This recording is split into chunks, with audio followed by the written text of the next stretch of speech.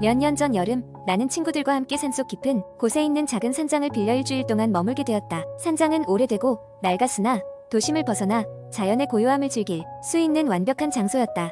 바로 옆에는 울창한 숲이 있어 낮에는 하이킹을 즐기고 밤에는 모닥불을 피워 둘러앉아 이야기를 나누었다. 5일째 되는 날, 우리는 낮 동안 숲속 탐험을 하기로 했다. 길을 따라 걷다가 예상치 못하게 오래된 건물을 발견했는데 마치 방치된 폐건물처럼 보였다. 우리는 호기심에 그 건물에 들어가 보기로 했다. 건물 내부는 습기와 먼지로 가득했고 시간이 멈춘 듯한 느낌을 주었다. 우리는 각자 흩어져서 몇 시간 동안 이리저리 탐험했다. 그러다 친구 중 한 명이 지하로 내려가는 비밀문을 발견했다. 모든 것이 낡아 보였고 계단은 삐걱거렸으나 우리는 모험심에 이끌려 내려가 보기로 했다. 지하실은 어둡고 음산했지만 이상하게도 구석에 켜져 있는 오래된 전구 하나가 어둠을 겨우 밝혀주고 있었다. 그곳에는 책상과 의자가 놓여 있었고 책상 위에는 오래된 일기장이 놓여 있었다. 일기장을 펼쳐보니 어떤 사람이 이곳에 대해 기록한 글이 적혀 있었다. 놀랍게도 그 내용은 이상하게도 최근 우리가 목격한 여러 현상과 일치하고 있었다. 일기장 마지막 페이지에는 진실을 발견하게 되면 이곳을 떠나라. 이곳에선 보이지 않는 무언가가 너희를 지켜본다. 라는 불길한 문구가 적혀 있었다. 그 순간 지하실의 불빛이 깜빡거리며 꺼졌다. 우리는 깜짝 놀라 서둘러 위로 올라가려 했으나 갑자기 들려오는 발자국 소리에 발걸음을 멈추었다. 발자국 소리는 점점 가까워지더니 이제는 우리 바로 뒤에서 멈추었다. 숨이 막힐 듯한 그 순간 우리는 서로를 붙잡고 간신히 계단을 올라 지하실을 벗어날 수 있었다.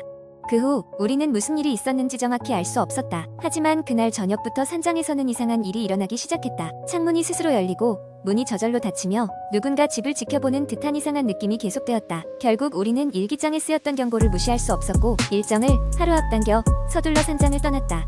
집으로 돌아온 후 우리는 그 건물과 관련된 정보를 찾기 위해 여러 기록을 뒤졌다. 그리고 알게 된 충격적인 사실은 그곳은 한때 실종된 아이들을 위한 보육원이었다는 사실이었다.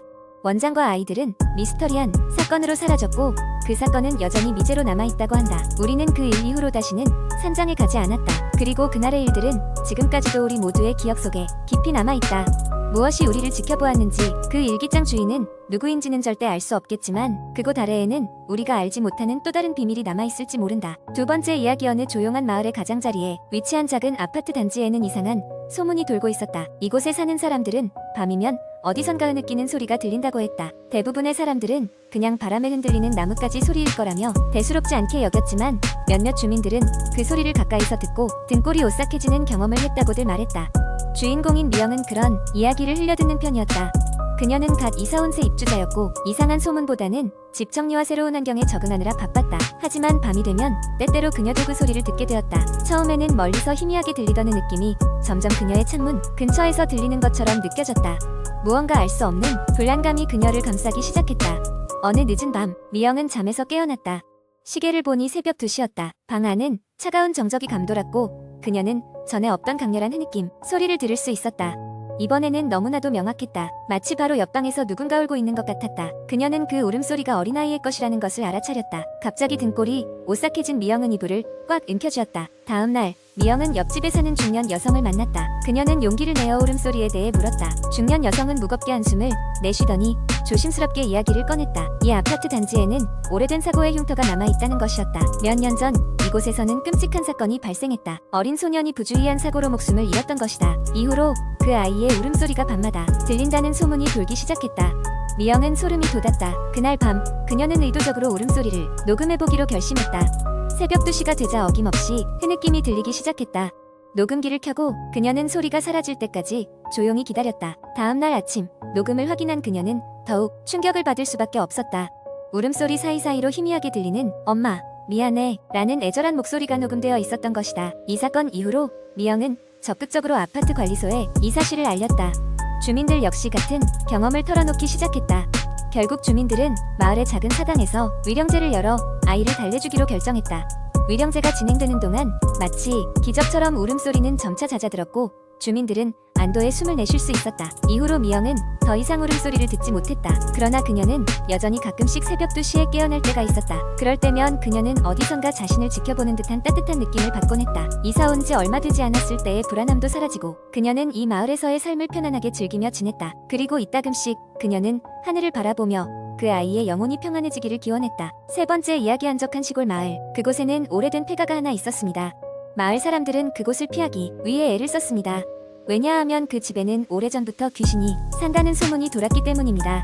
그 집은 1930년대에 지어진 것으로 한 부유한 지주가 살던 곳이었습니다. 그런데 어느 날 밤 그 지주 가족이 의문의 화재로 집과 함께 사라졌고 그 이후로 그곳은 저주받은 집으로 불리게 되었습니다. 집 주변에서 사람들은 으스스한 소리를 듣거나 불가사의한 빛을 목격했다고도 합니다. 시간 흘러 현대에 이르렀고 마을에는 그 무시무시한 집의 이야기를 모르는 젊은이들이 하나둘씩 생겨났습니다. 대학생인 지원, 민수, 그리고 세연은 도시에서 휴가를 보내기 위해 이 마을로 여행을 오게 되었습니다. 마을에 도착해서 여관 주인 할머니에게 이런저런 이야기를 듣던 중 폐가의 전설에 대해 듣게 되었습니다. 마을 사람들은 그 집에 가까이 가면 안 된다고들 하죠. 소리를 듣거나 뭔가를 보면 안 좋은 일이 생긴다는 말이 있거든요. 여관 주인의 충고에도 불구하고 젊음의 객기로 가득 찬 그들은 더 많이 알고 싶어 했습니다. 그날 밤 셋은 모험심에 이끌려 폐가를 방문하기로 결정했습니다. 달빛이 희미하게 비추는 밤하늘 아래 그들은 손전등을 들고 폐가로 향했습니다. 도착한 집은 정말로 낡고 음산한 분위기를 풍겼습니다. 문이 삐그덕거리며 열리자 먼지와 함께 묘한 기운이 흐르는 듯했습니다. 거실에는 오래된 가구와 지친 듯한 초상화가 걸려 있었습니다. 그들은 방을 하나하나 돌아다니며 옛날 물건들을 구경했습니다. 모든 것이 오래되고 낡았지만 한편으로는 시간이 멈춰진 듯한 느낌이었습니다. 갑자기 세연이 2층에서 무언가를 발견했습니다. 그녀는 오래된 사진첩이 놓여있는 것을 보았습니다. 사진첩에는 그 집에 살던 가족의 사진들이 빼곡하게 담겨 있었고 그녀는 호기심에 몇 장을 넘겼습니다. 그런데 점점 사진에 담긴 가족들의 표정이 이상하게 바뀌기 시작했습니다. 마지막 사진에서는 그들의 얼굴이 불에 탄 듯 일그러져 있었습니다. 그 순간 갑자기 집안의 조명이 깜빡거리기 시작했으며 어디선가 흐느끼는 소리가 들려왔습니다. 지원과 민수도 그 소리를 듣고 긴장하며 세연에게로 달려갔습니다. 세 사람 모두가 공포에 질린 채로 손전등을 들어 올렸고 그때 각자의 그림자 어딘가에서 누군가의 그림자가 더해진 것을 발견했습니다. 그들은 놀라 비명을 지르며 밖으로 탈출하려고 했습니다. 도망치는 과정에서 창가에 빛이 난 중년 여자의 모습을 목격하게 되었고 창밖에서 그들을 바라보던 그 여자는 바로 옛날 그 집의 주인으로 추정되는 인물이었습니다. 여자는 차가운 미소를 지으며 입을 열었습니다. 왜 우리를 방해하러 왔나요? 놀란 그들은 길을 잃고 말았습니다. 그때 그들을 구해준 사람이 하나 있었으니 바로 여관 주인의 손자였습니다. 마침 그들이 집으로 향하는 것을 보고 뒤따라온 것이었습니다. 여관으로 돌아온 그들은 그날 밤을 무사히 지냈지만 이후 꿈속에서 계속해서 그 집을 방문하는 꿈을 꾸게 됩니다. 머릿속에는 그 여자의 목소리가 계속 맴돌았고 그뿐 아니라 몸에 이상 증세도 나타났습니다. 결국 그들은 마을을 떠나기로 결정했습니다. 그러나 그 일이 있은 뒤로 그 마을은 점점 더 많은 관광객의 발길이 닿게 되었습니다. 이에 더 많은 사람들이 폐가를 찾았고 다양한 경험담과 무서운 이야기가 이어졌습니다. 이로 인해 마을은 오히려 유명해졌으며 그곳을 배경으로 한 호러 영화까지 제작되었습니다. 세월이 흐른 지금도 급해가는 미스터리를 불러일으키며 여러 사람들의 끔찍한 경험담 속에서 여전히 살아 숨쉬고 있습니다. 과연 그 집은 정말 귀신에 의해 저주받은 것인지 아니면 사람들의 상상력이 만들어낸 또 하나의 전설인지 그 진실은 영원히 밝혀지지 않은 채로 남아있습니다. 네 번째 이야기 인터넷상에서 접할 수 있는 한국의 공포 썰 중 하나를 길게 작성해볼게요. 이 이야기는 1990년대 후반 인터넷 커뮤니티가 막 활성화되기 시작한 시점의 한 블로그에 올라온 이야기로 시작됩니다. 당시 인터넷은 지금과 같은 멀티미디어 콘텐츠가 활성화되지 않았고 주로 글 위주의 게시물들이 주를 이루었죠. 이 이야기는 그 시절 사람들의 호기심을 자극하며 퍼져나가기 시작했습니다. 서울 외곽에 위치한 한적한 마을, 그 마을에는 오래된 폐가가 하나 있었습니다. 몇십 년 전까지는 한 가족이 살고 있었지만 어느 날 그 가족 모두 흔적도 없이 사라진 이후로 폐가가 되었다는 이야기였습니다. 마을 사람들은 그 집에 대한 불길한 소문을 수없이 이야기했지만 정확히 무슨 일이 일어났는지는 아는 사람이 없었습니다. 그러던 어느 날 대학교 공포 동아리에서 마을 근처로 답사를 오게 되었습니다. 그들은 마을에 대한 조사와 함께 심령 스팟으로 유명한 이 폐가에도 가보기로 결정했습니다. 동아리에는 총 4명의 학생이 참여했는데 앞서서 분위기를 이끌던 주장이자 영문학을 전공하는 민수, 호기심이 많았던 소연, 그리고 이 팀의 막내인 지훈과 보미가 있었습니다. 이들은 폐가 근처에 도착하자마자 싸늘한 느낌을 받았습니다. 어딘가 모르게 공기가 무거웠고 발걸음을 옮길 때마다 누군가 지켜보는 듯한 느낌이 들었죠. 하지만 이들은 서로 격려하며 안으로 들어갔습니다. 집 내부는 예상대로 지저분했고 먼지가 가득했으며 세월의 흔적이 묻어 있었습니다. 그들이 집 가장자리를 탐색하던 중 벽 한켠에 걸려있는 큰 그림을 발견하게 되었습니다. 그림 속에는 한 가족이 웃고 있는 모습이 담겨 있었지만 시간의 흐름 때문인지 얼굴이 대부분 흐릿하게 지워져 있었죠. 그러나 유독 한 아이의 얼굴만은 선명하게 남아 있었습니다. 그 아이는 마치 보는 사람을 따라오는 듯한 시선을 하고 있었고 그 모습이 괴이하게 느껴졌습니다. 민수는 그 그림이 무언가 중요한 단서를 줄 수 있을 것 같아 가까이 다가가 자세히 보기 시작했습니다. 그런데 그 순간 갑자기 찬바람이 휩쓸며 방 안에 창문이 꽝 닫히더니 방 안 의전구가 빠르게 깜빡거리기 시작했습니다. 모두 경악하며 당장이라도 집을 나가고 싶었지만 이미 폐가는 그들의 출구를 차단한 상태였습니다. 가장 침착했던 소연이 일단 이 상황을 기록하자며 핸드폰을 꺼내 영상을 찍기 시작했습니다. 하지만 신기하게도 핸드폰 화면에는 그들을 지켜보는 수많은 형체들이 비치고 있었습니다. 마치 다른 차원의 존재들이 그들을 포위하고 있는 것처럼 보였죠.